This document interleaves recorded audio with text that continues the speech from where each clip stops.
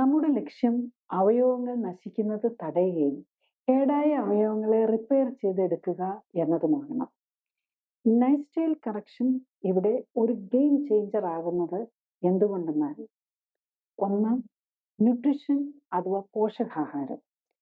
Specialist ടെസ്റ്റുകളിലൂടെ ലഭിക്കുന്ന കൃത്യമായ data ഉപയോഗിച്ച് പോഷകങ്ങൾ ഉത്തമമായ അളവിൽ രോഗിക്ക് നൽകുന്നതിലൂടെ അവയവങ്ങളിലെ ഇൻഫ്ലമേഷൻ, നീർക്കെട്ട് ഇല്ലാതാകുന്നു.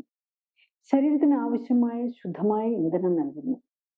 ഇത് അവശേഷിക്കുന്ന കോശങ്ങളെ റിപ്പയർ ചെയ്യാൻ സഹായിക്കുന്നു.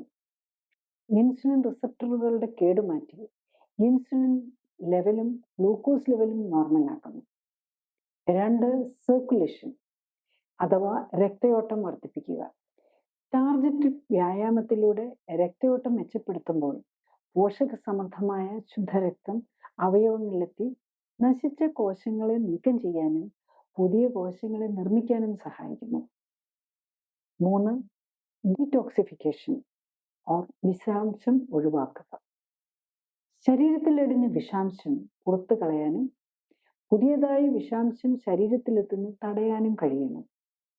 മരുന്നുകളെ ശരീരം കാണുന്നത് ഒരു വിഷവസ്തുവായാണ്. മരുന്നുകൾ ഇമ്മ്യൂൺ സിസ്റ്റത്തിൻ്റെയും കിഡ്നിയുടെയും കരളിൻ്റെയും ജോലിഭാരം കൂട്ടും. അതിനാൽ മരുന്നുകളിൽ നിന്നും മോചനം നേടാൻ കഴിഞ്ഞാൽ മാത്രമേ ഇമ്മ്യൂൺ സിസ്റ്റത്തെ ഉത്തേജിപ്പിച്ച് റിപ്പയർ ജോലികൾ കാര്യക്ഷമമാക്കി ശരീരത്തിന്റെ പുതുക്കിപ്പണിയാൻ എളുപ്പമാക്കാൻ സാധിക്കും. കൂടുതൽ അറിയാൻ ലിങ്ക് ക്ലിക്ക് ചെയ്യുക. കൂടുതൽ വീഡിയോകൾക്കായി സബ്സ്ക്രൈബ് ബട്ടൺ അമർത്തുക.